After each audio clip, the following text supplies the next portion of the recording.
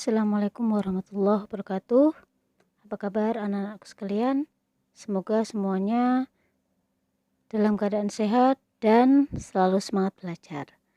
Nah, pada pertemuan kali ini kita akan belajar tentang alam gaib yang berhubungan dengan hari akhir. Sebelumnya kita coba perhatikan peta kehidupan manusia berikut ini. Nah, di sini adalah perjalanan manusia nanti di alam akhirat atau di hari akhir nanti. Nah, kita masih berada di dunia. Nah, kita masih di sini nih, di dunia ini. Jadi paling bawah. Kemudian, nah, pertama yang akan kita lalui nanti adalah kematian dan alam kubur. Nah, ini disebut dengan alam barzah. Jadi alam barzah itu adalah alam kubur. Nah, kehidupan alam barzah digambarkan sebagai keadaan tidurnya dua orang. Jadi digambarkan seperti tidurnya dua orang. Nah, orang pertama merasakan malam sangat singkat.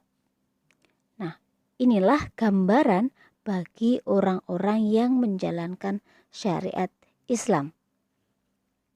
Orang yang kedua merasakan malam itu sangat panjang. Nah, inilah gambaran bagi orang-orang yang mengingkari syariat Islam selama hidupnya.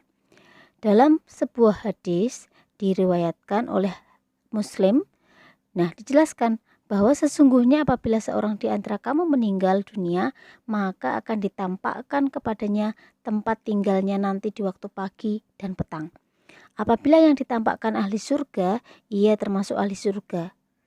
Dan apabila yang ditampakkan kepadanya itu adalah neraka, maka dia adalah termasuk ahli neraka. Jadi di sini ketika orang pertama ini adalah ahli surga, maka yang ditampakkan adalah hal-hal yang berhubungan dengan surga. Makanya malam itu terasa singkat.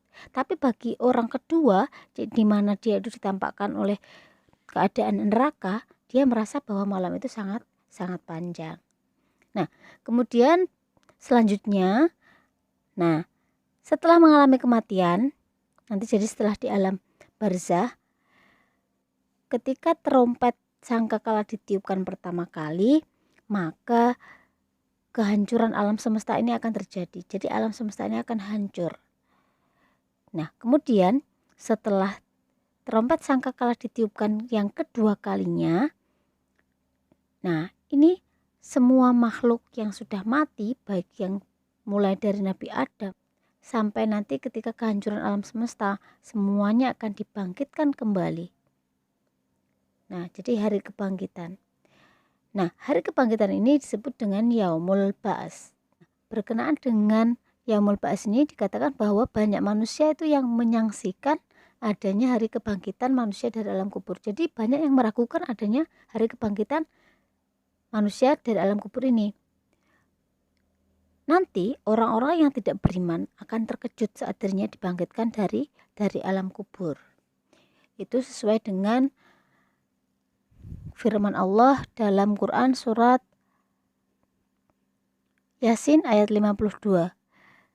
Kemudian nanti setelah kita dibangkitkan, maka kita akan menuju ke padang mahsyar. Nah, inilah yang disebut dengan Yaumul Hasyr, yang artinya adalah hari berkumpul. Jadi semua manusia akan dikumpulkan di padang mahsyar. Semua manusia dikumpulkan itu untuk menjalani yang namanya hisab dan juga mizan. Nah, jadi nanti ketika di padang mahsyar kita akan menjalani yang namanya hisab dan mizan. Nah, sebelumnya di situ sebelum hisab di situ ada syafaat. Syafaat ini nanti yang akan kita dapatkan dari Nabi Muhammad SAW. Jadi Nabi Muhammad SAW akan memberikan syafaatnya kepada umatnya yang beriman. Kita sebagai umat Nabi mengharapkan syafaat beliau di hari akhir nanti. Nah, kemudian Yaumul Hisab dan Mizan. Ketika Yaumul Hisab dan Mizan, yaitu hari perhitungan dan juga hari pertimbangan, semua manusia akan menerima catatan amal selama hidup di dunia. Nah, jadi ini nanti kita akan menerima catatan amal. Catatan amal atas semua perbuatan yang sudah kita lakukan selama di dunia. Dan cara malaikat menyerahkan buku catatan amal itu menggambarkan keadaan yang dialami manusia nanti. Penjelasan ini sesuai dengan Quran surat Al-Insyiqaq ayat 7-13. Apabila buku catatan amal itu diberikan dengan cara terhormat, yaitu dari sebelah kanan, maka berarti manusia tersebut akan masuk surga.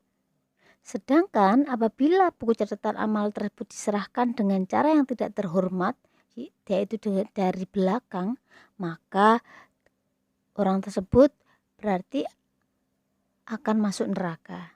Nah, jadi dari cara malaikat memberikan kitab catatan amal itu sudah bisa menggambarkan nanti apakah kita akan masuk surga ataukah masuk neraka. Nah, pada yaumul hisab dan mizan kita tidak bisa berkutik sama sekali. Mulut kita akan dikunci, kemudian tangan dan kaki kita yang akan berbicara.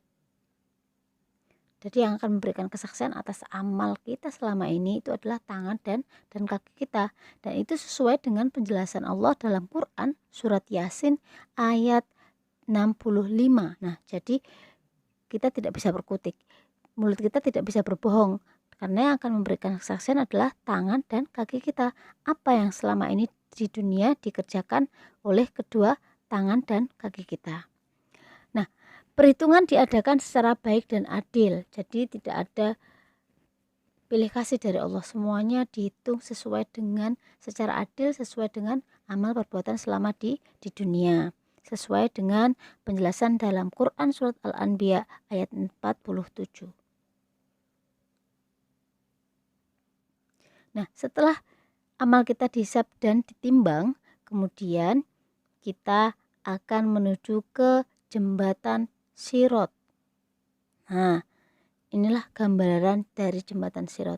Digambarkan, ada yang menggambarkan jembatan Sirat itu diibaratkan nanti seperti kecil seperti rambut. Nah, itu sesuai dengan amal. Jadi kalau amal kita itu banyak yang baik, maka jembatan itu akan terasa lebih luas.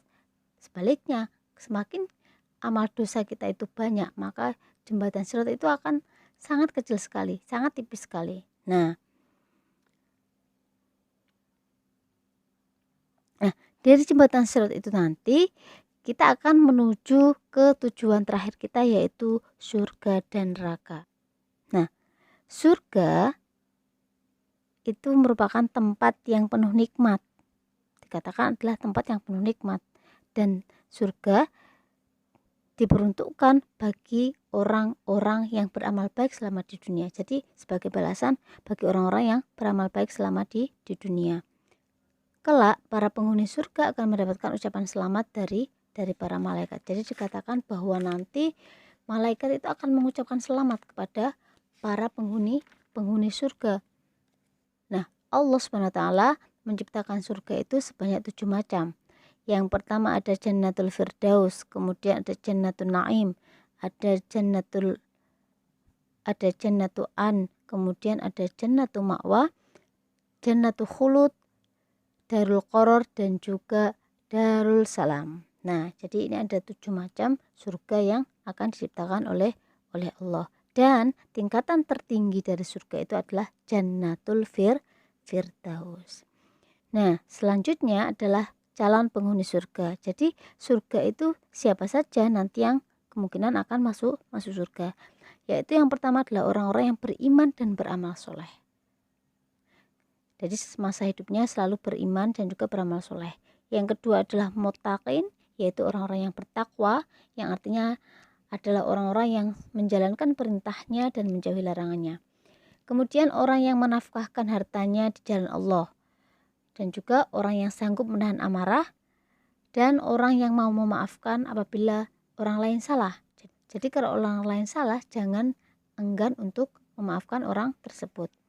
Kemudian orang yang bertaubat, orang yang takut kepada Allah, orang yang berjihad di jalan Allah, orang yang istiqomah maksudnya istiqomah dalam berbuat baik ya, bukan istiqomah dalam berbuat jahat atau misalnya berbuat maksiat, bukan. Jadi istiqomah maksudnya adalah selalu berbuat baik dan juga beramal soleh. Kemudian orang yang berbakti kepada kedua orang tua. Nah, kalau kalian mau masuk surga, kalian harus berbakti kepada kedua orang tua. Berikutnya adalah neraka. Nah, neraka ini merupakan tempat yang penuh penderitaan dan siksa. Sebagai balasan buruk atas amal buruk dari seseorang selama hidup di dunia. Jadi ketika nanti dihisap dan juga ditimbang, kemudian amal kita itu ternyata banyak yang buruk, nah ya otomatis kita akan masuk neraka. Nah, macam-macam neraka ini juga ada 7. Yang pertama ada neraka jahanam, neraka jahim, neraka sa'ir, neraka laza, neraka sakor, kemudian neraka hawiyah, dan juga neraka hutomah. Nah, calon penghuni neraka, siapa saja calon penghuni neraka ini?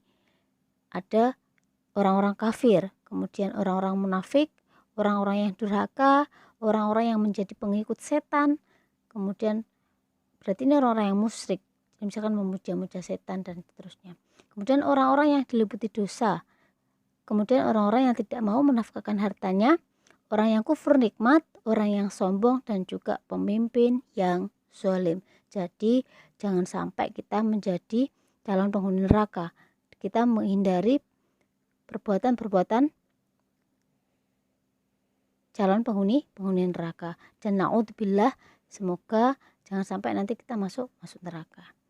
Jadi kesimpulannya adalah ini adalah perjalanan kita nanti, dimulai dari di dunia, kemudian alam kubur atau alam barzah, kemudian hari kebangkitan, yaumul ba'as, kemudian yaumul hasyr, kita di padang mahsyar, kemudian yaumul mizan dan yaumul hisab, di mana amal kita akan ditimbang dan juga dihitung, kemudian hingga sampai akhirnya kita menuju ke surga atau neraka. Nah, demikian materi kita pada hari ini. Syukron katsiron, selamat belajar. Semoga tetap semangat belajarnya ya. Ada kurang lebihnya saya mohon maaf. Akhirul kalam. Assalamualaikum warahmatullahi wabarakatuh.